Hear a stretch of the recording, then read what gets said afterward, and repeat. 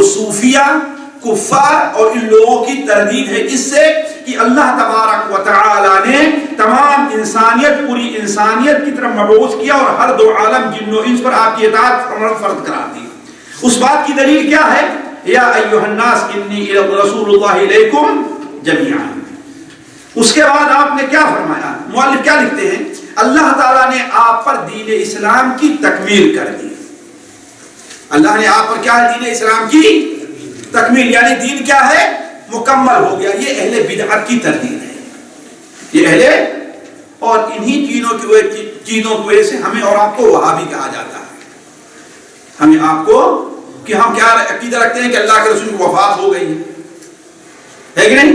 ہم کیا عقیدہ رکھتے ہیں کہ ہم اسی طریقے پر سنت پر رہیں گے جو اللہ کے رسول صلی اللہ علیہ وسلم کی سنت تھی۔ ظاہر بات ہے تیجا کرنا، فاتحہ کرنا، میلاد کرنا یہ اللہ کے رسول کا طریقہ نہیں تھا، ہے کہ نہیں؟ تو ہم کیا کہتے ہیں؟ یہ آپ کے دین میں آپ کا دین کامل ہو چکا تھا، تو ہمیں کیا کہا جاتا ہے؟ کہ وہابی۔ یہی تین چار امور ہیں۔ ہم جب کہتے ہیں کہ اللہ کے رسول صلی اللہ علیہ وسلم بشر تھے اور آپ کا انتقال اب ہو چکا ہے، تو کیا کہتے ہیں؟ جو گستاخ رسول یہ وہابی۔ تو آپ دیکھ رہے ہیں مؤلف علیہ الرحمہ کن انہی چیزوں کی طرف رہنمائی کر رہے ہیں ہماری اور آپ کی۔ تو اللہ تبارک و تعالی نے آپ پر دین اسلام کی تکمیل کر دی، دین و دنیا کے تمام مسائل کا حل پیش کیا اور اس میں کسی بھی قسم کی کوئی تشنگی اور کمی باقی نہیں چھوڑی، جس کی دلیل یہ فرمان الہی ہے، جس کی دلیل یہ فرمان الہی ہے الیوم اکملت لکم دینکم واتممت علیکم نعمتی ورضیت لکم الاسلام۔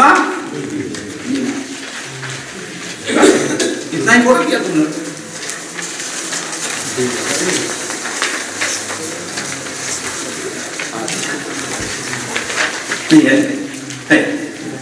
ورضیت لکم، آج میں نے تمہارے دین کو تمہارے لیے مکمل کر دیا اور اپنی نعمت تم پر تمام کر دی اور تمہارے لیے اسلام کو تمہارے دین کی حیثیت سے قبول کر لیا ہے۔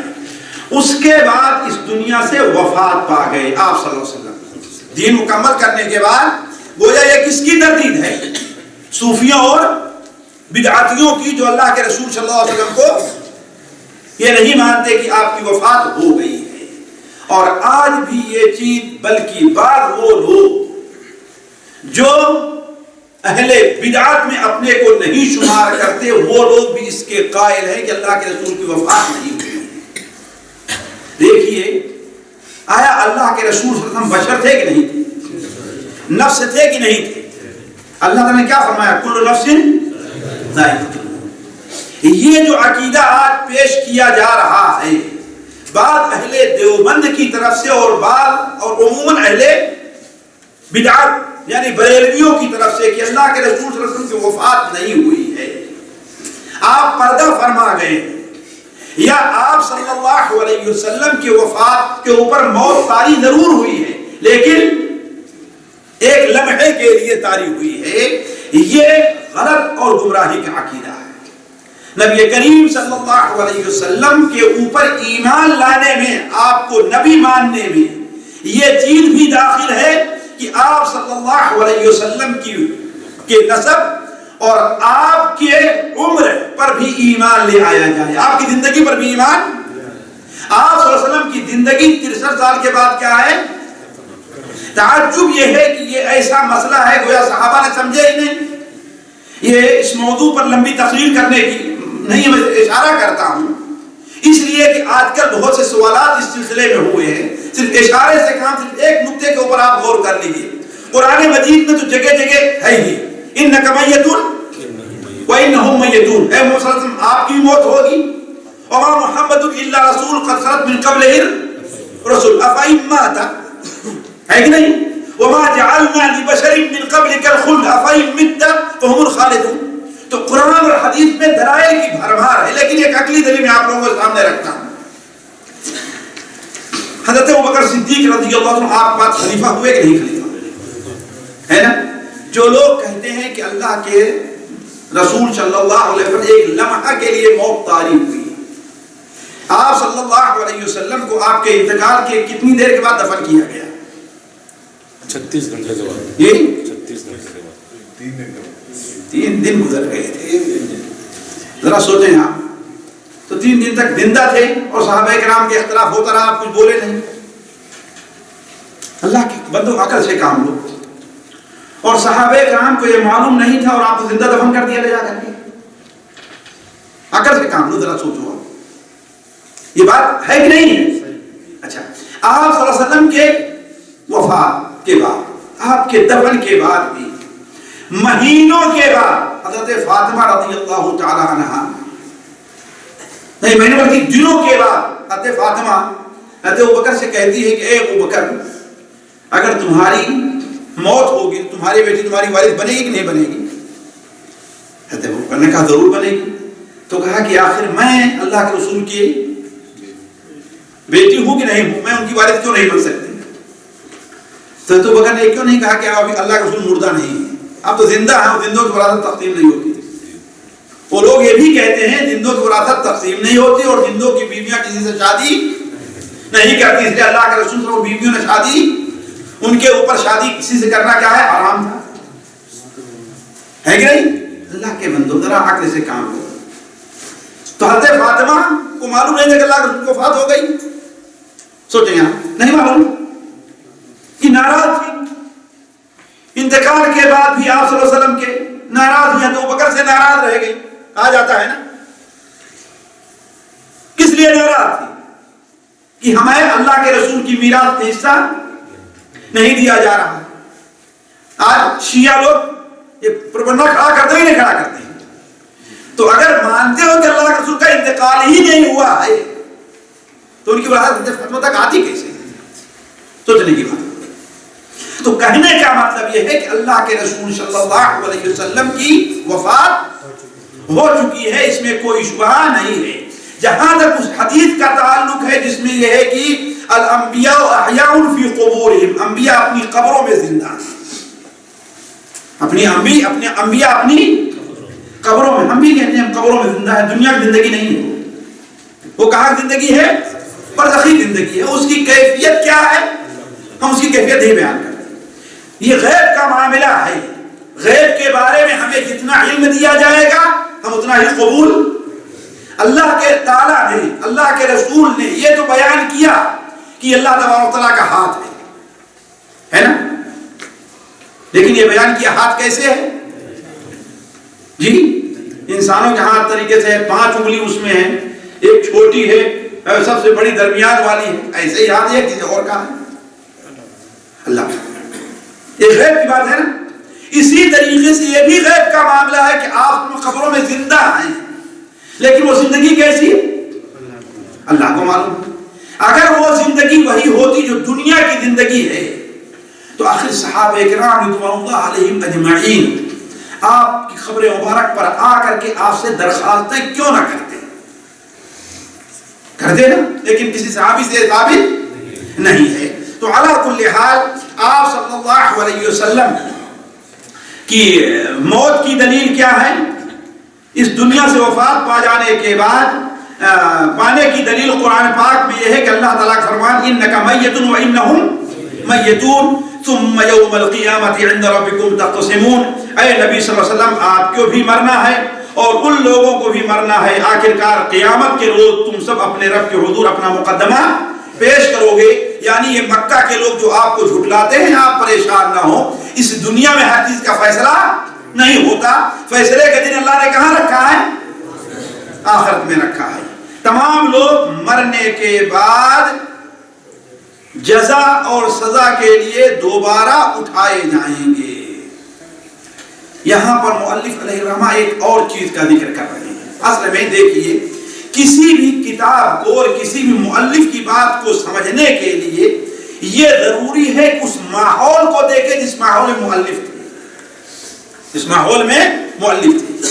مؤلف علیہ الرحمہ کے بہت سے رسائل سے پتہ چلتا ہے کہ اس زمانے میں بادیہ, اہل بادیہ کے بہت سے لوگوں کا ایمان آخرت پر تھا ہی نہیں.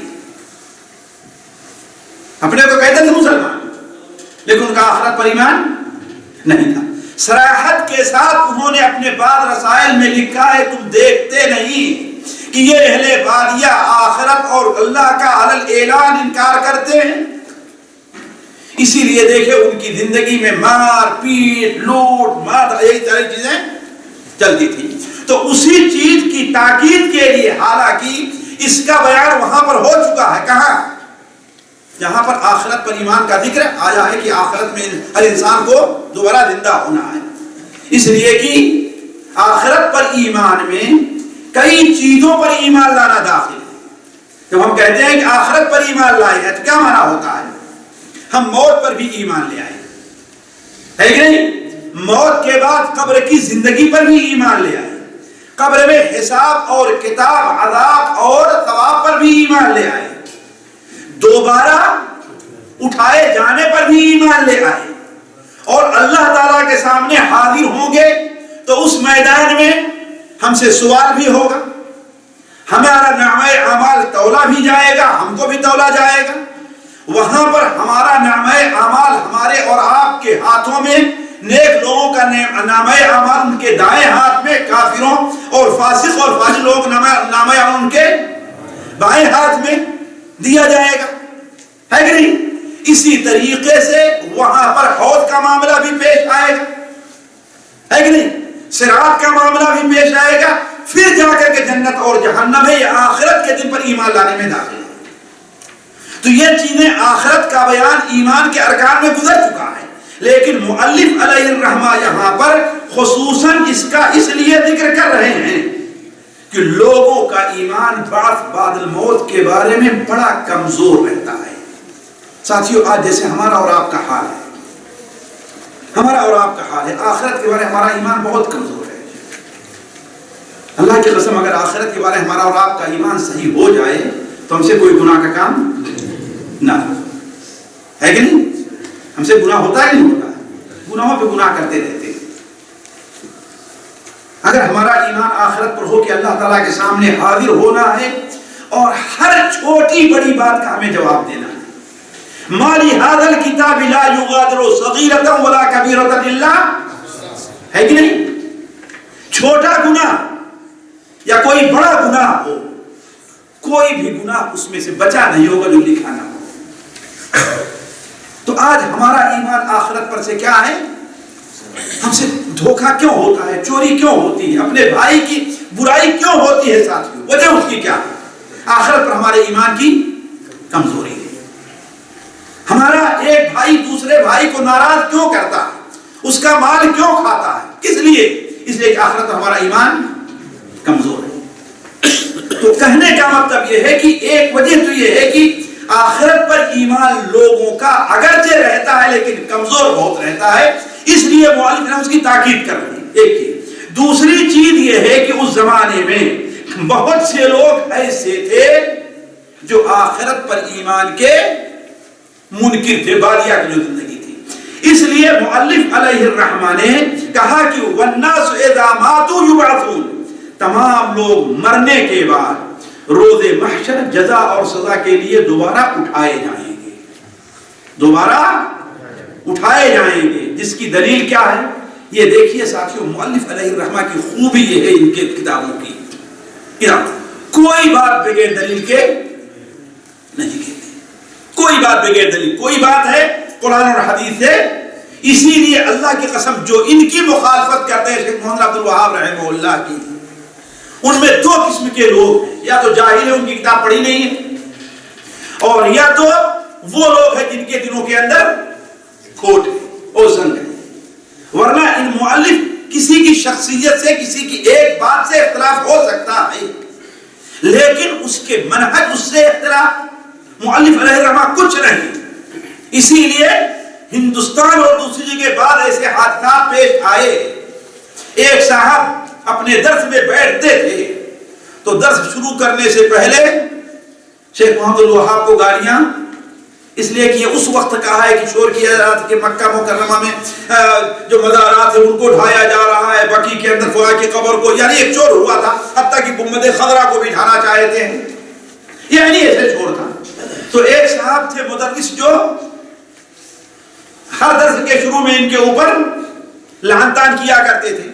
یہ اس زمانہ تھا, جانتے ہیں کہ عرب کے اندر بڑی محتاجی تھی, ہے ہے کہ نہیں؟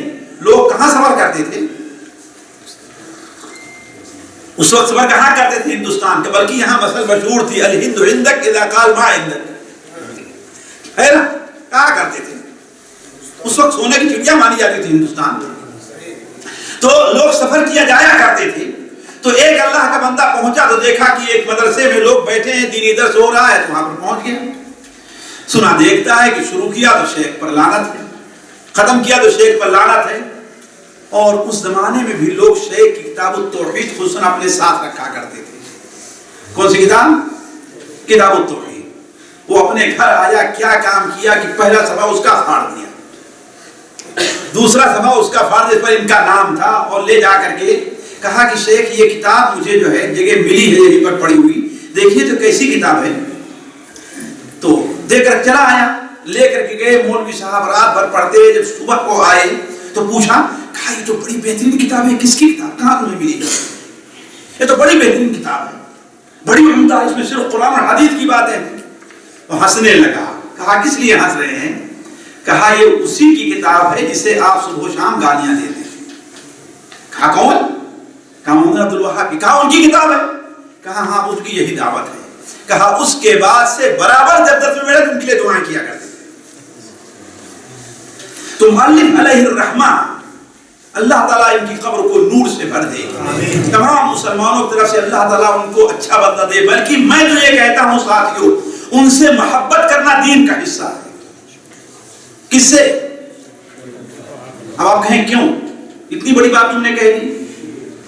کچھ لوگ ہوتا ہمارے اہل حدیث ہونے میں شبہ ہونے لگے، اتنی بڑی بات کہی.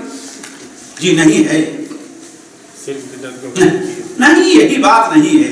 ایک خاص دلیل ہے کہ ان سے محبت کرنا دین کا حصہ. اس لیے کہ وہ کس خاندان سے تھے؟ بنو تمیم سے تھے. حضرت ابو ہریرہ رضی اللہ عنہ کی روایت صحیح بخاری میں ہے کہ بنو تمیم سے میں اس وقت سے محبت کرنے لگا جب سے نبی کریم صلی اللہ علیہ وسلم کی ایک حدیث سنی ہے بنو تمیم کے بارے میں. 3 باتیں آپ نے ایسی بیان فرمائی جو کسی قبیلے کے بارے میں نہیں ہے.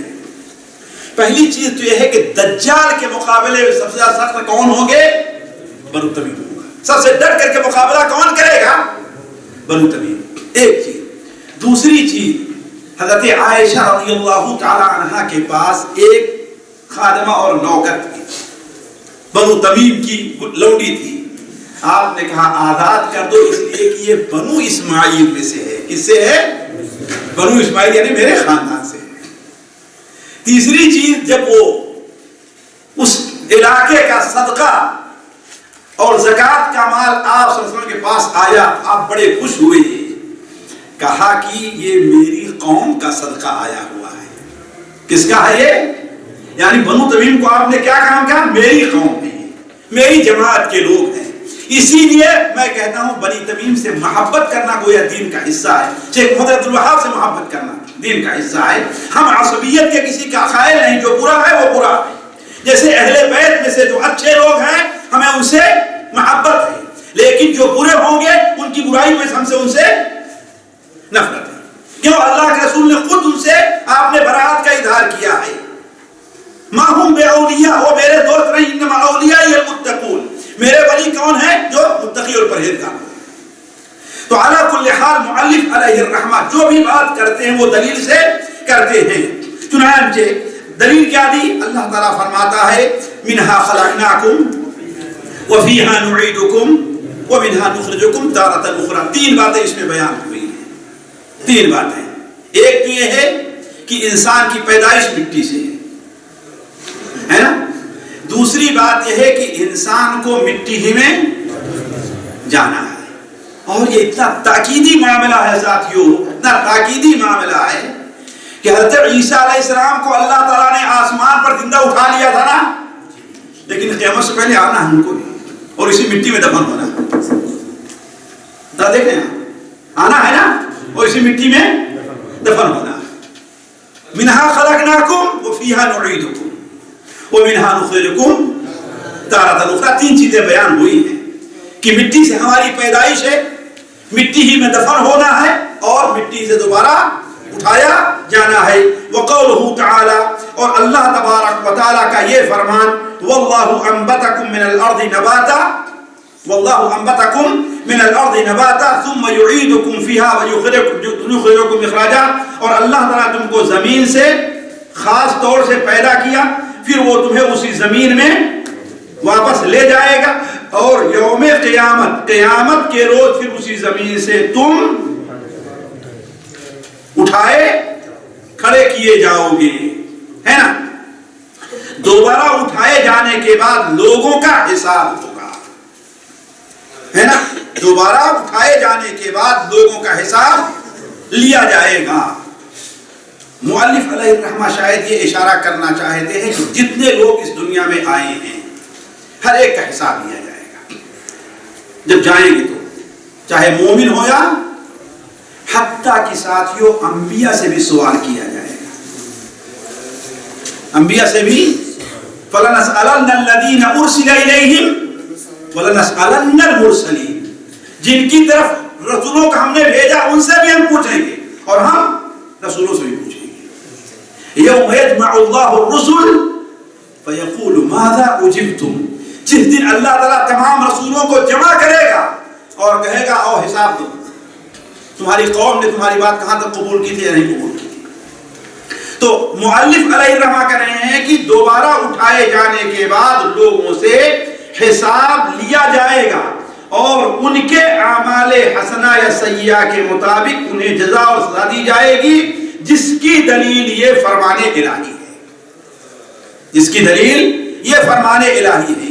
تو قیامت کے دن ساتھیوں اللہ تبارک و تعالی ہر ایک سے سوال کرے گا اور ہر ایک کا حساب لے گا، حتیٰ کہ کافروں کا بھی۔ بعض اہل علم کہتے ہیں کہ کافروں کا حساب نہیں ہے، کیوں؟ اس لیے کہ ان کے بارے میں فیصلہ ہے کہ وہ جہنم میں جائیں گے، لیکن اللہ تبارک و تعالی عذر کو پسند کرتا ہے، اللہ سے زیادہ عذر کو پسند کرنے والا اور کوئی نہیں ہے، کسی کے لیے عذر باقی نہیں رکھتا۔ اسی لیے قیامت کے دن اللہ تعالی بندے کو بھی تولے گا، بندے کے اعمال نامے کو بھی تولے گا، اور خود بندے کے اعمال کو بھی، تینوں چیزوں کو تولے گا، اور اللہ تعالیٰ ثابت کر دے گا کہ تو جنت کے حقدار ہے یا کہ جہنم کا، تاکہ کسی کے سامنے کوئی عذر باقی۔ اگر کافروں کا حساب نہ ہو تو کافر کہیں گے کہ میرا تو کوئی حساب ہی نہیں ہوا، کیسے معلوم کہ ہاں میں جنت میں کا ہوئے جہنم کا؟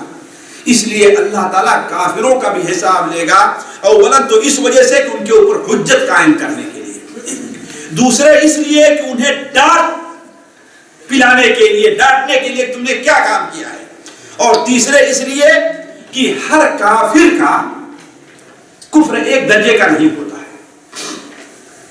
ہر کافر کا ظلم اس دنیا میں ایک درجے کا نہیں ہوتا ہے۔ تو اللہ تعالیٰ اگر ہر ایک کو ایک درجے میں رکھے تو یہ انصاف ہے کہ ظلم ہے؟ اللہ تعالیٰ ظلم کو پسند، لہذا کافروں کا حساب لے گا، اور کون کافر کس درجے کا حقدار ہے جنت میں، جہنم میں، نعوذ باللہ من ذلک، جہنم میں کس درجے میں رکھے گا۔ ظاہر بات، ایک کافر مسلمانوں، لاکھوں مسلمانوں کا خون کرتا رہا ہے، اور ایک کافر مسلمانوں کے ساتھ خیر خواہی کرتا رہا ہے، دونوں برابر ہو جائیں گے؟ یہ الگ مسئلہ ہے کہ دونوں کو کہاں ہے، جہنم میں۔ اور ایک اور چیز ساتھیوں، کافروں سے کوئی بھی انسان ہے، اللہ تعالیٰ نے اس کی طرف رسول بھیجا ہے کہ نہیں بھیجا ہے؟ اور رسول صرف عقیدے کا حکم نہیں دیتا بلکہ اعمال کا بھی، عبادت کا بھی حکم دیتا ہے نہیں دیتا ہے؟ لہذا ان سے نماز اور روزے کا بھی حساب ہوگا۔ اس کی دلیل کیا ہے ساتھیوں؟ کل نفس بما کسبت رہینہ الا اصحاب الیمین فی جنات یتساءلون عن المجرمین ما سلککم فی سقر۔ مجرمین سے پوچھیں گے کہ تمہیں جہنم لے جانے والا عمل کیا تھا، تم جہنم میں کیوں گئے؟ تو پہلا جواب کافروں کا کیا ہوگا؟ لم نکو من المصلین، ہم نماز نہیں پڑھتے تھے۔ یہاں سے ساتھیوں سمجھنا چاہیے ایک چیز، اولا تو نماز کا سب سے پہلے انہوں نے کفر کا ذکر نہیں کیا، شرک کا نہیں کیا، سب سے پہلے کس کا ذکر کیا؟ اس کا مطلب ہے کہ حشر کے میدان میں جہنم میں جانے نہ جانے سے متعلق سب سے پہلے حساب کس چیز کا ہوگا؟ نماز کا ہوگا۔ اسی لیے کافر بھی کہے گا کہ ہم نماز نہیں پڑھتے، حالانکہ اگر دنیا میں نماز پڑھے بھی اس سے نماز مقبول نہیں ہے. تو علی کل حال بات یہ ہے کہ مؤلف علیہ رحمہ یہ اشارہ کرنا چاہتے ہیں کہ ہر ایک کا حساب لیا جائے گا. اللہ تعالیٰ فرماتا ہے وَلِلَّهِ مَا فِي السَّمَاوَاتِ وَمَا فِي الْأَرْضِ لِيَجْزِيَ الَّذِينَ أَسَاءُوا بِمَا عَمِلُوا وَيَجْزِيَ الَّذِينَ أَحْسَنُوا بِالْحُسْنَى. اور زمین اور آسمان کے ہر چیز کا مالک کون ہے؟ اللہ ہی ہے، تاکہ اللہ برائی کرنے والوں کو ان کے عمل کا بدلہ دے اور ان لوگوں کو اچھی جزا سے نوازے جنہوں نے نیک رویہ اختیار کیا ہے. جس نے بعد الموت مرنے کے بعد دوبارہ اٹھائے جانے کا انکار کیا وہ کافر ہو گیا. ہے کہ نہیں؟ یہی بات ہے. مؤلف بعد الموت یہ کہا کہ بہت سے لوگ اس زمانے میں ایسے ہی تھے. تو جس نے بعد الموت کا انکار کیا وہ انسان کیا ہو گیا؟ کافر ہو گیا. کیوں کافر ہو گیا بھائی؟ اس لیے کہ بعد الموت کی نبیوں نے خبر دی ہے. اللہ نے اپنی کتاب میں خبر دی ہے. نبی جو آتا ہے وہ سب سے پہلے لوگوں کو توحید اور اسی کے ساتھ ساتھ بعد الموت سے بھی متنبہ کرتا ہے. اسی لیے آپ دیکھیں قرآن مجید کی وہ سورتیں جو چھوٹی چھوٹی اور مکے میں ابتدا میں نازل ہوئی ان میں ہر ایک کے اندر توحید کے ساتھ ساتھ کیا ہے؟ آخرت اور ایمان کا ذکر ہے. آپ دیکھ لیجیے کتنی بھی صورتیں آخرت پر نماز توحید کے ساتھ ساتھ کس کا بھی؟ آخرت اور ایمان کا ذکر ہے. تو لوگ جو شخص جس نے بعد الموت مرنے کے بعد دوبارہ اٹھائے جانے کا انکار کیا وہ کافر ہو گیا. جس کی دلیل یہ ارشاد ربانی ہے. جس کی دلیل دیکھیں مؤلف ایک بات کہتے ہیں اور فوراً قرآن کی آیت بطور دلیل کے یہ حدیث پیش کرتے ہیں. یہ دلیل ربانی ہے. زعم الذین کفروا ان لن یبعثوا. زعم الذین کفروا ان لن یبعثوا قل بلا وربی لتبعثن ثم لتنبؤن بما عملتم وذلك علی اللہ یسیر. کافروں نے بڑے دعوے سے کہا کہ وہ مرنے کے بعد دوبارہ ہرگز نہ اٹھائے جائیں گے. کافروں نے بڑے دعوے سے کہا کہ مرنے کے بعد دوبارہ ہرگز اٹھائے نہ جائیں گے. ان سے کہو نہیں میرے رب کی قسم. ان سے کہو یعنی اللہ تعالیٰ اپنے نبی کو قسم کھانے کا حکم دے رہا ہے. یہاں پر ایک لطیفہ آپ کے سامنے رکھ دوں. اصل قسم کھانا کیا ہے؟ زیادہ قسم کھانا کوئی اچھی چیز نہیں ہے. بار بار جو آدمی قسم کھاتا ہے لوگوں پر سے اس کا اعتبار لوگوں سے پر سے اٹھ جاتا ہے نا. لیکن اللہ تعالیٰ نے قرآن مجید میں 3 جگہ اپنے نبی کو قسم کھانے کا حکم دیا ہے اور ایک چیز پر 3 جگہ حکم دیا اور ایک چیز پر حکم دیا ہے آخرت پر. قرآن مجید میں وَيَسْتَنْبِئُونَكَ أَحَقٌّ هُوَ قُلْ إِي وَرَبِّي إِنَّهُ لَحَقٌّ. سورہ یونس کے اندر ہے شاید ہمارے خیال سے. آپ سے پوچھتے ہیں کہ کیا وہ حق ہے یعنی قیامت؟ آپ کہیے قُلْ إِي وَرَبِّي اے میرے رب کی قسم، اے میرے رب کی قسم. اسی طریقے سے سورہ سبا کے اندر ہے. سورہ سبا کی آیت کیا ہے؟ ای وربی. وہاں پر بھی یعنی قیامت ہی کے بارے میں سورہ سبا میں بھی اللہ تبارک و تعالیٰ نے نبی کو حکم دیا ہے کہ قسم کھائیے کس بارے میں؟ اسی قیامت کے وجود کے بارے میں. اور یہاں پر ایک بہت بڑے عالم گزرے ہیں. یہ لطیفہ ہے اس لیے کہہ دے رہا ہوں. امام داؤد ظاہری رحمہ اللہ وہ اور ایک قاضی اسماعیل ان کے زمانے میں تھے. یہ 3-4 صدی ہجری کا معاملہ ہے. امام اسماعیل قاضی جن کی ایک کتاب ہے فضل الصلاۃ علی النبی صلی اللہ علیہ وسلم، اللہ کے رسول پر درود پڑھنے کی فضیلت، چھوٹی سی کتاب ہے. تو وہ قاضی تھے اور امام داؤد ظاہری کو کوئی فقیہ نہیں سمجھتے. جیسے آپ لوگ کہتے ہیں اہل حدیث فقہ کیا جانتے ہیں، کہتے ہیں نا اہل حدیث فقہ نہیں جانتے، نہیں مانتے. کون نہیں مانتا ہے؟ فقہ کے بغیر چارہ نہیں ہے. لیکن وہ فقہ جو قرآن اور حدیث سے مستنبط ہے، ہم کون ہے جو اس کو نہیں مانتا؟ ہم بھی مانتے ہیں. تو امام داؤد ظاہری اور قاضی اسماعیل دونوں کا آپس میں ایک ساتھ بیٹھک رہتی تھی. تو قاضی اسماعیل جو تھے امام داؤد ظاہری کو فقیہ نہیں مانتے تھے. ایک بار ایسا معاملہ ہوا کہ امام داؤد ظاہری کا کسی سے اختلاف ہوا اور وہ فیصلہ قاضی اسماعیل کے پاس گیا. قاضی اسماعیل رحمہ اللہ نے جب کیس کے بارے میں سنا تو داؤد ظاہری رحمہ اللہ نے جو کیس دائر کیا تھا اس کے اوپر ان کے پاس کوئی ان کے خلاف جو کیس دائر کر رہا تھا تو اس کے پاس کوئی دلیل نہیں تھی. لہذا اب کیا ہوا کہ امام داؤد ظاہری کیا کریں؟ اب قسم کھائیں، حلف اٹھائیں. یہی ہے نا، البینۃ علی المدعی والیمین علی من انکر. جو دعویٰ کر رہا ہے وہ دلیل پیش کرے، گواہ پیش کرے. اگر وہ گواہ نہیں پیش کرتا تو مدعا علیہ کیا کرے گا؟ وہ قسم کھا لے، ورنہ اس کے اوپر اس کے خلاف فیصلہ کر دیا جائے گا. تو جب داؤد ظاہری کے قسم کھانے کا معاملہ آیا تو انہوں نے کہا ٹھیک ہے میں قسم کھا لیتا ہوں. لوگوں کو تعجب ہوا کہ اتنا بڑا امام اور سنت کا پیروکار حدیث قرآن کو ظاہر پر لیتا ہے اور قسم کھا لے. اسماعیل قاضی نے کہا کہ آپ جیسا آدمی اور اس دنیا کے معاملے میں قسم کھا لے. کہا اللہ کے بندے میں قسم کیوں نہ کھاؤں؟ قرآن مجید میں اللہ تعالیٰ اپنے نبی کو 3 جگہ قسم کھانے کے لیے کہتا ہے. اپنے نبی کو حکم دے رہا ہے 3 جگہ قسم کھانے کے لیے. کہاں ہے؟ گنا دیا کہ سورہ یونس میں ہے وَيَسْتَنبِئُونَكَ حَقٌّ هُوَ، سورہ سبا میں ہے اور سورہ یہ التغابن کے اندر ہے. کہا اسی دن سے قاضی اسماعیل اتنے متاثر ہوئے کہ ان کو فقیہ اور عالم ماننے لگے.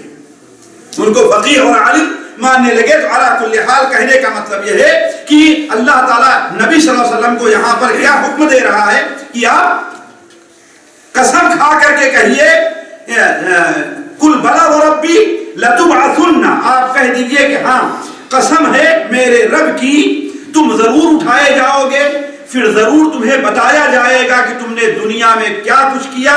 اور ایسا کرنا اللہ تبارک و تعالیٰ پر کیا ہے؟ آسان ہے. اللہ تعالیٰ پر کیا کرنا؟ یعنی دوبارہ تمہیں زندہ کرنا، تمہارا حساب لینا اور تمہیں بدلہ دینا. یہ تینوں باتیں اس آیت بیان ہوئی ہے نا. یعنی تمہیں دوبارہ زندہ کرنا، تمہارا حساب لینا اور تمہارا بدلہ دینا، یہ تینوں اللہ تعالیٰ پر آسان ہے. اللہ تبارک و تعالیٰ نے قرآن مجید میں اسی لیے دیکھیں جگہ جگہ یہ کہا ہے کہ لوگ یہ سمجھتے ہیں کہ ہم ان کو دوبارہ زندہ نہیں کریں گے، حالانکہ یہ میرے لیے کوئی مشکل نہیں ہے. اللہ تعالیٰ نے اس پر تقریباً 3-4 طریقے سے استدلال کیا ہے. ایک تو یہ کہ جس اللہ نے تم کو پہلے پیدا کیا ہے وہ دوبارہ بھی کیوں؟ اس لیے کہ انسانی عقل بھی مانتی ہے کہ کوئی کام پہلی بار کرنا کیا ہوتا ہے لیکن دوبارہ کرنا آسان ہوتا ہے. تو جب اللہ تعالیٰ نے ایک بار پیدا کر دیا، زندہ کر دیا، دوبارہ تو نہیں کر سکتا. لیکن اللہ یہ نہیں کہ اللہ پر کوئی پہلا بار مشکل تھا ہی نہیں، اللہ پر ہر چیز آسان، لیکن انسان کو سمجھانے کے لیے. دوسری چیز یہ ہے کہ اللہ تعالیٰ نے اس سے استدلال کیا کہ جو انسان کوئی ایک بڑی بلڈنگ بنا لے 10 منزل 15 منزل 20 منزل 50 منزل کی، وہ ایک کمرہ نہیں بنا سکتا جی. جو انجینئر 1000 گز مربع کے اندر کسی بلڈنگ کا نقشہ بنا سکتا ہے، وہ 100 گز کے لیے نقشہ نہیں بنا سکتا. بنا سکتا ہے نہیں بنا سکتا، وہ تو اور آسان ہے، جلدی ہو جائے. تو اللہ تبارک و تعالیٰ جو آسمان اور زمین کو اتنا پیدا کر سکتا ہے وہ انسان کو دوبارہ نہیں پیدا کر سکتا. لخلق السماوات والارض اکبر من خلق الناس، آسمان اور زمین کا پیدا کرنا لوگوں کے دوبارہ زندہ کرنے سے بڑا مشکل کام ہے. جب اللہ نے اتنا بڑا کام کر دیا ہے تو یہ بھی کر سکتا ہے. تیسری چیز اللہ نے اس سے استدلال کیا ہے کہ دنیا میں تم دیکھتے ہو کہ اللہ تبارک و تعالیٰ چیزوں کے اندر ہیر پھیر رد و بدل کرتا رہتا ہے. ایک زمین ہے، آپ دیکھتے ہیں کہ اس کے اوپر ڈھونڈنے سے کوئی سبزہ نظر نہیں آتا. خاص طور پر یہاں عرب کی زمین میں رہ کر کے آپ لوگ اچھی طریقے سے دیکھ لیتے ہیں نا کہ ایک سبزہ آپ ڈھونڈیں تو کہیں آپ کو دکھے گا نہیں، حتیٰ کہ اس کا بیج تلاش کرنا چاہے تو آپ کو بیج نہیں ملے گا. لیکن اللہ تعالیٰ جب بارش نازل کرتا ہے تو وہی زمین ہری بھری. ان ذالک لمحیی الموتیٰ. تو اللہ تعالیٰ ایسے، تم انسان تھے، تمہیں موت دیا، مٹی میں ملایا، تو تم کو بھی ایسے ادھر پر تمہارے اسم کو دوبارہ بنائے گا اور دوبارہ اٹھا دے گا۔ تو اللہ تعالیٰ نے قرآن مجید میں بعث کے اوپر اس طریقے سے استدلال کیا ہے۔ علی کل حال یہ بات لمبی ہے، آگے بڑھتے ہیں۔ اللہ تعالیٰ نے تمام رسولوں کو نعیم جنت کی بشارت دینے اور عذاب سے ڈرانے والے بنا کر بھیجا تھا، ہے کہ نہیں؟ یہ سمجھیے کہ مؤلف علیہ الرحمہ خاتمے کا چوتھا حصہ بیان کر رہے ہیں کہ رسولوں کی تعلیم کیا تھی، رسولوں کی بعثت کا مقصد کیا تھا۔ وہ بیان کیا کہ اللہ تعالیٰ نے رسولوں کو کس لیے بھیجا ہے؟ خوشخبری دینے والا اور ڈرانے والا۔ ساتھیوں، یہیں سے ابھی ہم نے تھوڑی دیر پہلے اشارہ کیا تھا کہ رسولوں کا جو منہج ہے وہ صرف فضائل بیان کرنا اور خوشخبری دینا نہیں ہے۔ آج بہت سے ارے بھائی اس سے لوگ بدک جائیں گے، اس سے لوگ ہمارے قریب نہیں آئیں گے، نہیں، یہ رسولوں کے منہج کے خلاف ہے۔ لِيَهْلِكَ مَنْ هَلَكَ عَنْ بَيِّنَةٍ وَيَحْيَىٰ مَنْ حَيَّ عَنْ بَيِّنَةٍ۔ رسول جو دنیا میں آیا ہے وہ خوشخبری بھی دیتا ہے۔ کس چیز کی خوشخبری؟ جو اللہ تعالیٰ کی اطاعت کرے گا، جو اللہ کے دین کو مانے گا، رسولوں کو مانے گا، اللہ کی فرما برداری کرے گا، اسے جنت اور اللہ کی رضا کی خوشخبری ہے۔ اور ڈرانے والا یعنی جو اللہ تعالیٰ کے رسولوں پر ایمان نہیں لے آئے گا، اللہ کی اطاعت نہیں کرے گا، رسولوں کی فرما برداری نہیں کرے گا، اسے کس سے ڈرایا گیا ہے؟ جہنم سے ڈرایا گیا ہے۔ اس کے بعد مؤلف فرماتے ہیں، دلیل دے دیا، رسلا مبشرین و منذرین، یہ سارے رسول خوشخبری دینے والے اور ڈرانے والے بنا کر بھیجے گئے تھے تاکہ ان کو مبعوث کر دینے کے بعد لوگوں کے پاس اللہ کے مقابلے میں کوئی عذر باقی نہ رہے۔ ساتھیوں، حالانکہ اللہ تبارک و تعالی حساب لینے کے لیے کسی دلیل کا محتاج نہیں ہے۔ اللہ تعالیٰ حساب لینے کے لیے ایک پولیس ہے، پکڑتا ہے کسی مجرم کو اور جانتا ہے یہ مجرم ہے، بغیر کچھ پوچھے مارنا شروع کر دیتا ہے کہ نہیں؟ کہنا مجھے پوچھنے کی ضرورت نہیں ہے۔ آپ اپنے بچے کے بارے میں ساتھیوں ہے نا، یقین ہو جائے کہ اس نے یہ غلطی کی ہے تو اسے پوچھنے کے محتاج رہتے ہیں؟ جی، بلکہ پہنچے کہ مارنا شروع کر دیا آپ نے کہ غلط کہہ رہا ہوں۔ تو اللہ تعالیٰ تو زیادہ اس سے عظیم ہے کہ وہ جو کرے سوال کرنے کا محتاج، پوچھنے کا محتاج، لیکن اللہ تبارک و تعالیٰ کے اتنا عذر قبول کرنے والا کوئی نہیں۔ اللہ تعالیٰ چاہتا ہے کسی کو کوئی عذر باقی، اسی لیے رسولوں کو بھیجا ہے، ورنہ اللہ تعالیٰ نے یوم بلکہ ازل میں اللہ تعالیٰ نے ہم سے اور آپ سے عہد لیا تھا نہیں لیا تھا؟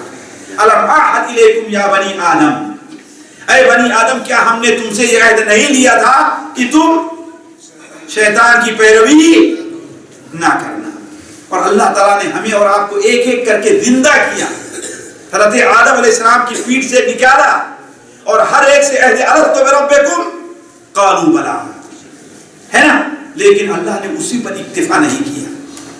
یہ اللہ تعالیٰ کی رحمت ہے ہمارے اور آپ کے ساتھ، اسی پر اکتفا نہیں کیا، اللہ تعالیٰ نے رسولوں کو بھیجا ہے، رسولوں کو بھیجا ہے تاکہ ہمیں اس عہد کو یاد دلائیں۔ اسی لیے اللہ تعالیٰ فرماتا ہے رسولا مبشرین و منذرین لئلا یکون للناس علی اللہ حجۃ بعد الرسول، کہ اللہ تبارک و تعالیٰ نے زمین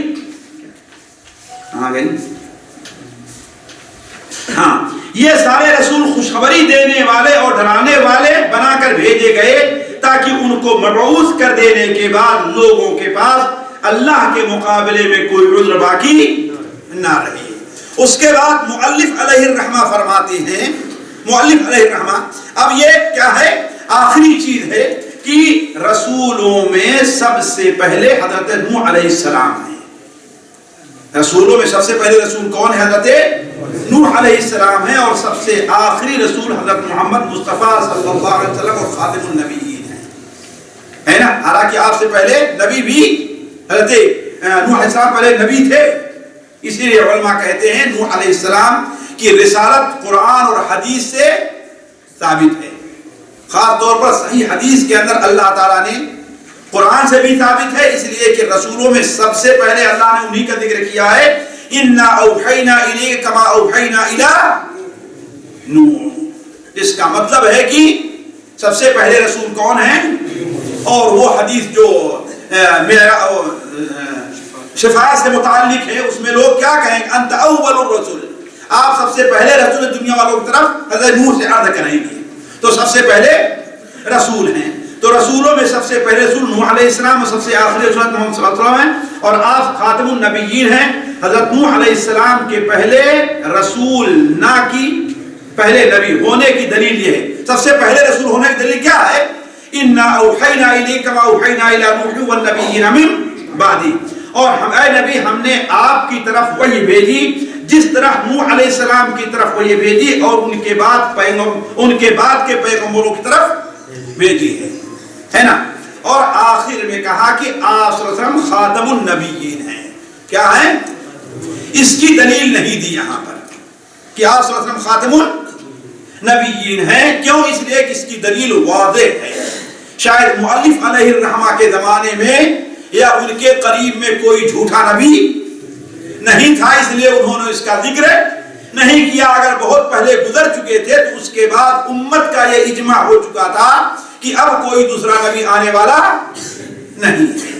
اس لیے اگر کوئی شخص آپ کے بعد نبوت کا دعویٰ کرتا ہے تو وہ جھوٹا ہے. قرآن مجید میں بھی اس کی دلیل موجود ہے اور حدیثوں کے اندر بھی اس کی دلیل موجود ہے.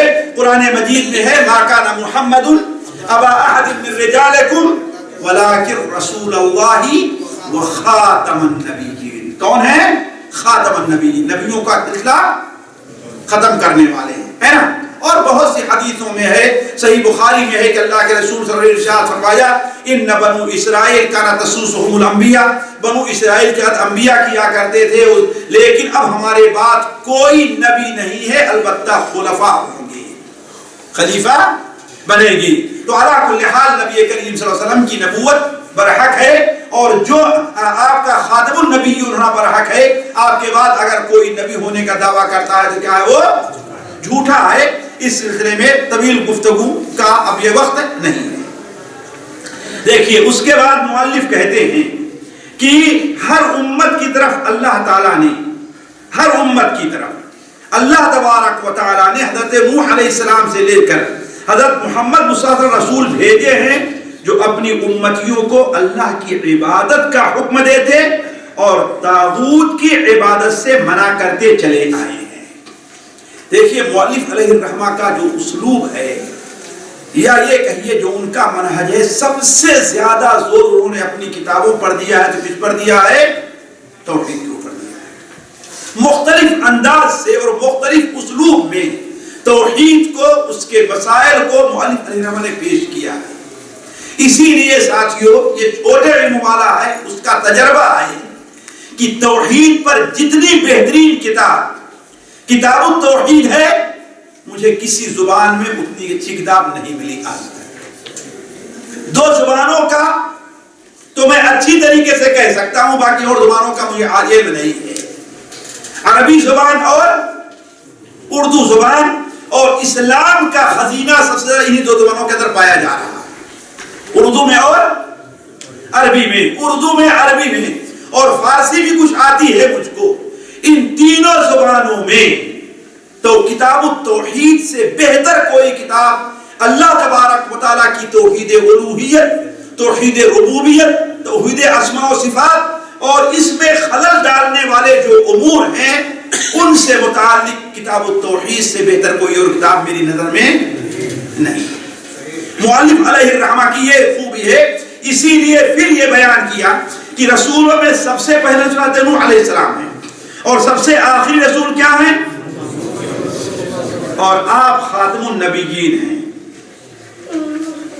ہاں رسول کیا محمد تک جو رسول بھیجے گئے ہیں صلی اللہ علیہ وسلم، جو اپنی امتیوں کو اللہ کی عبادت کا حکم دیتے اور طاغوت کی عبادت سے منع کرتے ہیں، ہے نا.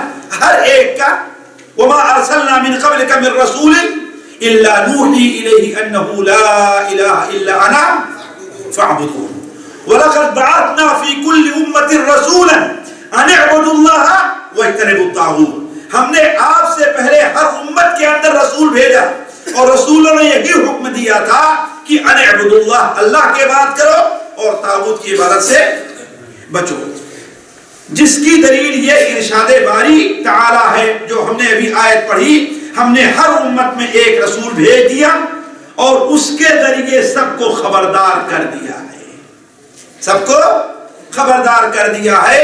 وہ امت چاہے ایران کی ہے، وہ توران کی ہے، عرب کی ہے یا عجم کی ہے، ہر امت طرف اللہ تعالیٰ کے رسول آئے ہیں۔ ہمارے نبی ساری دنیا کے لیے، آپ سے پہلے جتنے رسول آئے ہیں وہ خاص اپنی قوم کے لیے بھی آئے ہیں۔ تو اللہ تبارک تعالیٰ نے فرماتا ہے اللہ تعالیٰ کہ ہم نے ہر امت میں ایک رسول بھیج دیا اور اس کے ذریعے سب کو خبردار کر دیا کہ اللہ کی بندگی کرو اور طاغوت کی بندگی سے بچو۔ اللہ تبارک و تعالیٰ نے تمام بندوں کو، جن ہو یا انس، پر طاغوت کا انکار و کفر اور اللہ پر ایمان لانا فرض قرار دیا ہے۔ اللہ تعالیٰ نے ہر ایک کے اوپر طاغوت کا انکار کرنا اور اس کا اللہ کی بات کرنا فرض قرار دیا ہے۔ لیکن ساتھیو طاغوت کیا ہے؟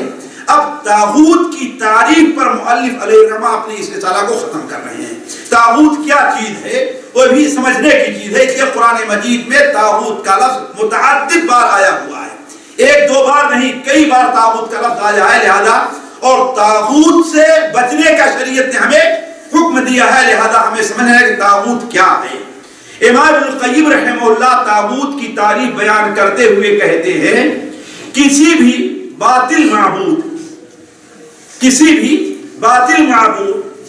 یا جس غیر اللہ کی بات کی جائے یا متبوع، دیکھیے معبود یا متبوع جس کی ایسے امور میں اتباع کی جائے جس میں اللہ تعالیٰ کی معصیت ہو، یا مطاع جس کی اطاعت امور حلت و حرمت میں اس طرح کی جائے کہ جس میں فرامین الہی کی مخالفت ہو کی وجہ سے بندہ اپنی حدود بندگی سے تجاوز کر جائے، وہی چیز طاغوت ہے۔ دیکھیے ذرا اس کو اس طریقے سمجھیے، ہر وہ چیز جس کے حقوق میں انسان حد کو پار کر جائے وہی طاغوت ہے۔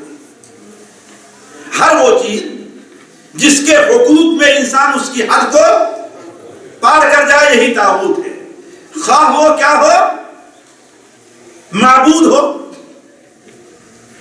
خواہ وہ معبود ہو، یعنی اللہ تبارک و تعالی کو چھوڑ کر کے اس کی عبادت کی جائے، اللہ کو چھوڑ کر کے اس کی سجدہ کیا جائے، اس کو رکوع کیا جائے، اس کو دعا اس سے مانگی جائے، توکل اس پر رکھا جائے۔ جتنی یہ عبادت کے کام ہیں، خواہ دل کی عبادت ہو، زبان کی عبادت ہو، ہاتھ اور پیر کی عبادت ہو یا مال کی عبادت ہو، اگر اس کے لیے عبادت کی جائے اور وہ اس پر راضی ہے، وہ اس پر راضی ہے، تو یہی چیز کیا ہوگی ساتھیو؟ طاغوت ہو۔ یہی چیز کیا ہے؟ اسی طریقے سے متبوع جس کی اتباع اور پیروی کی جائے، متبوع یعنی اس کی کیا کیا جائے؟ اتباع اور پیروی کی جائے۔ مثال کے طور پر اس طرح ہو کہ اپنی تقلید وہ کرائے یا اپنے کو بطور اسوہ کے پیش کرے، اپنے کو بطور اسوہ کے پیش کرے، جس طریقے سے آج بہت سے لوگ مرید بناتے ہیں نا، اور انہیں کیا کہتے ہیں، جیسے میں کروں ویسے ہی میں تمہیں حق کہوں یا نہ حق کہوں، آج اس طریقے سے کیا جاتا ہے، نعوذ باللہ من ذالک۔ کوئی چیز حق ہے یا نہ حق ہے تمہیں نہ کرنے کی ضرورت نہیں ہے، بلکہ یہاں تک فارسی کا ایک شعر پڑھتے ہیں کہ بمے سجادہ رنگی کن اگر پیرے مغا گویا، اگر پیر تمہارا کہتا ہے کہ مصلی پر بیٹھ کر کے شراب پیو تو یہ کام بھی کر لینا۔ اس لیے پیر کی مخالفت لوگ کرنے پر راضی، آپ دیکھیں گے کس طریقے بسا اوقات اگر پیر کہتا ہے کہ ہاں تم اپنی بیٹی کو ایک دن ہمارے یہاں بھیجو، میں اس کے اوپر دم کروں گا، یہ کروں گا، تو لوگ یہ بھی کرنے تیار ہوتے نہیں کرایا، اپنے بیٹے ذبح کر کے دیتے ہیں۔ اگر اس حد تک اتباع کی جائے، بلکہ نعوذ باللہ من ذالک اس قسم کے ایسے جھوٹے موٹے قصے گڑھ کر کے لوگ بیان کرتے ہیں جس سے لوگوں کو متاثر کر دیتے ہیں، لوگوں کو متاثر۔ مثال دو ایک قصے کی کہ نظام الدین، جن کا ایک بہت بڑا مزار بنا ہوا ہے، نظام الدین اولیاء ہے کہ نہیں، ایک اسٹیشن کا نام ہی وہاں ان کا مزار، وہاں پر آپ چپل پہن کے نہیں جا سکتے، ہے نا، مسجد میں چپل پڑھ کے نماز پڑھیں کوئی نہیں روکے گا، لیکن وہاں بلکہ ہاتھ میں بھی چپل لے کر کے آپ نہیں، ارے ان کے ساتھ ان کی بے حرمتی ہو رہی ہے۔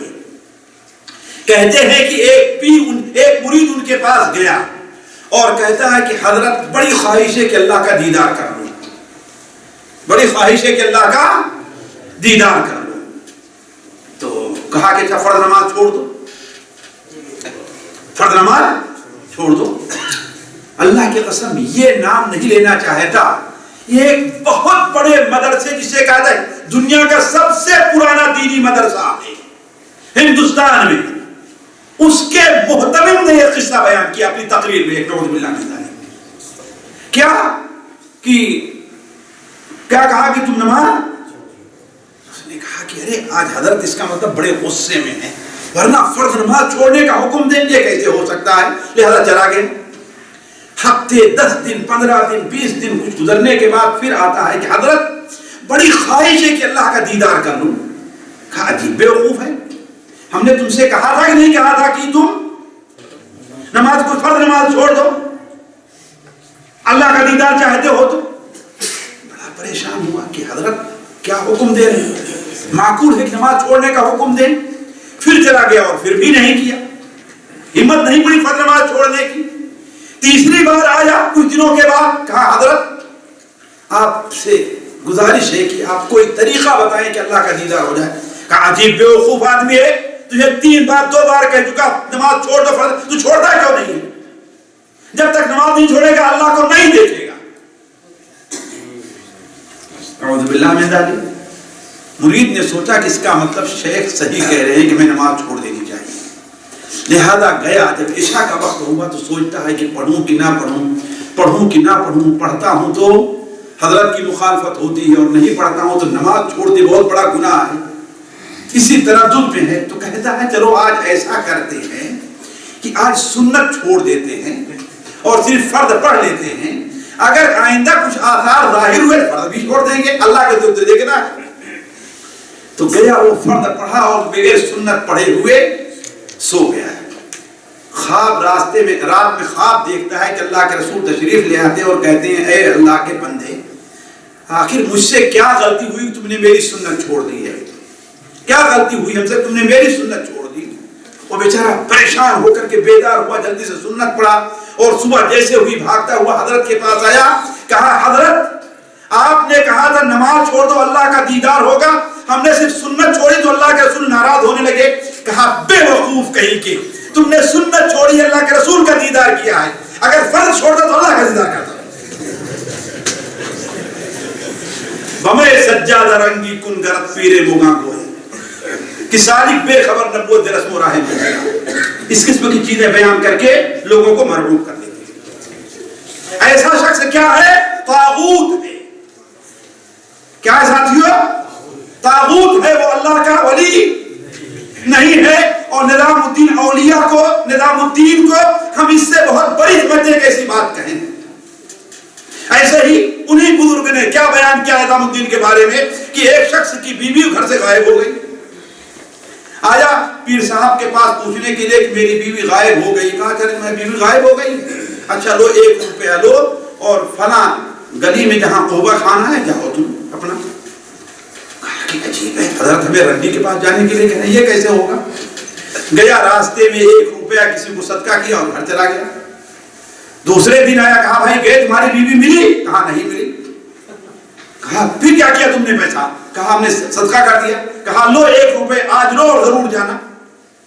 کہا دوسرے دن بھی بڑی ہمت کیا، گیا ہمت کیا، ہمت کر کے گیا، دروازے تک رنڈی کے دروازے تک پہنچا، ہمت نہیں پڑی، اس کو 1 روپیہ دیا اور بھاگ کے واپس چلا گیا۔ بزرگ نے پوچھا کہ اللہ کے بندے گئے کہ نہیں گئے، ملی کہ نہیں ملی تمہاری بیوی؟ کہا کہ بیوی تو نہیں ملی۔ کہا کہ تم جو ہے رنڈی کھانے نہیں گئے؟ کہا کہ نہیں حضرت، کیسے جاتا؟ کہا بیوقوف کہیں کہ اگر بیوی چاہیے تو جا، تو وہاں پر لے پیسہ لے۔ چنانچہ اس دن ہمت کر کے پیسہ لیا گیا، دروازے پر 1 روپے دے کے جب اندر گیا، دیکھتا کیا اس کی بیوی وہاں پر بیٹھی ہوئی، اس کی بیوی وہاں پر۔ کہا اگر پیر زنا کا بھی حکم دے تو اسے کر لینا چاہیے ثابت کرنے کے لیے۔ تو یہ کیا ہے؟ طاغوت ہے۔ یہ کیا ہے؟ طاغوت ہے۔ تو کوئی آدمی یا کی معبود کی شکل میں ہے، یا متبوع کی شکل میں ہے، یا مطاع کی شکل میں ہے، یعنی جس کی اطاعت کی جائے، جس کی، جیسے فرعون کی اطاعت کی جاتی تھی، آج لوگ بادشاہوں کی یا بڑے لوگوں کی، ہے نا، جو کام کرنے کو کہیں وہ لوگ کر جاتے ہیں۔ تو ایسے لوگوں کو لوگ کیا ہیں؟ سارے کے سارے گویا کی طاغوت ہیں۔ مؤلف علیہ الرحمہ آگے کہتے ہیں کہ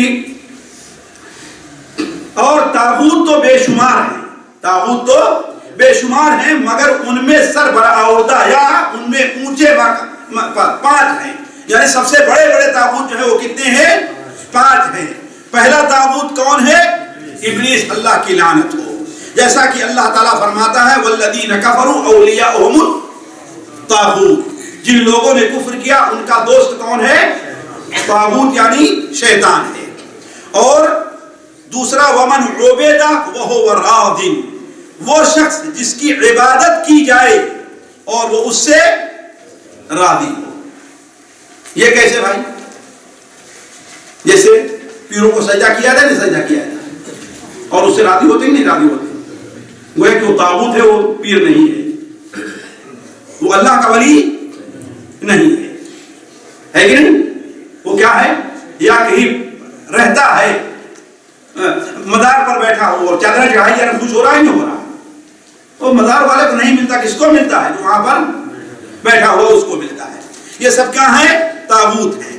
ومن عبد وهو راض ومن دعا الناس الى عبادت نفسه، اور جو لوگوں کو اپنی عبادت کی طرف بلائے، جیسے فرعون تھا، اپنی عبادت کرواتا نہیں کرواتا ہے نا، جہانگیر تھا، لوگوں کو سجدہ کرواتا نہیں کرواتا تھا، سجدہ کرواتا تھا نا۔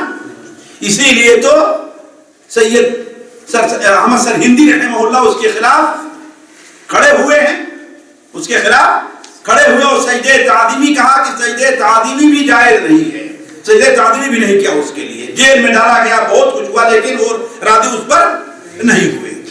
تو ومن دعا الناس الى عبادت نفسه، جو اپنی عبادت کی طرف لوگوں کو دعوت دے، اور جو شخص غیب کا علم جاننے کی دعویٰ کرے کہ ہاں مجھے غیب کا علم ہے، جیسے آج کل ہے نا بہت سے لوگ، ہاں بھائی فلاں چیز غائب ہو گئی ہے، فلاں جگہ پر ہے، سب کاہن لوگ ہیں نا۔ اللہ کی قسم اگر ان کی بات سچ بھی ہو کوئی، پھر بھی وہ کیا ہے؟ کاہن اور کافر ہے، وہ مسلمان نہیں، وہ طاغوت۔ کیوں؟ اس لیے اس کی مدد کون کر رہا ہے؟ شیطان کر رہا ہے کہ نہیں؟ تو جو کوئی آدمی غیب دانی کا دعویٰ کرے، اور جو آدمی، جی ہمت ہے تو پڑھیے جی، جی ہاں، جی ہاں، وہ بھی طاغوت ہے۔ اللہ تبارک و تعالی کے جو فیصلہ ہے اس کے خلاف فیصلہ کرے تو کیا ہے؟ وہ طاغوت ہے۔ جیسے آج ہمارے یہاں عدالتوں میں اور پنچایتوں میں بھی ہوتا ہے، ہمارے یہاں عدالتوں میں اور پنچایتوں میں بھی ہوتا ہے، اور بہت سے لوگ اس میں مبتلا ہیں۔ آج بیٹی کا میراث میں حق نہیں دیتے، کہتے ہیں کہ نہیں ان کا کیا ہے، ان کو تو کر دیا ہے۔ پنچایت بھی ہوتی ہے پھر بھی ان کو نہیں دیتے، یہ کیا ہے؟ تو جو کوئی آدمی اللہ کا جو فیصلہ ہے اس کے خلاف فیصلہ کرتا ہے، اور یہ فیصلہ کرنے کی 3 یا 4 صورت ہوتی ہے ساتھ۔ ایک صورت تو یہ ہے کہ اللہ تبارک و تعالیٰ کے فیصلے سے بہتر اس فیصلے کو مانے، اللہ کے فیصلے سے، تو یہ کافر ہے۔ اللہ کے فیصلہ، ہاں یہ قرآن کا فیصلہ ہے، لیکن اس طریقے سے یہ بھی ٹھیک ہے، یہ بھی کافر ہے، یہ بھی کافر ہے۔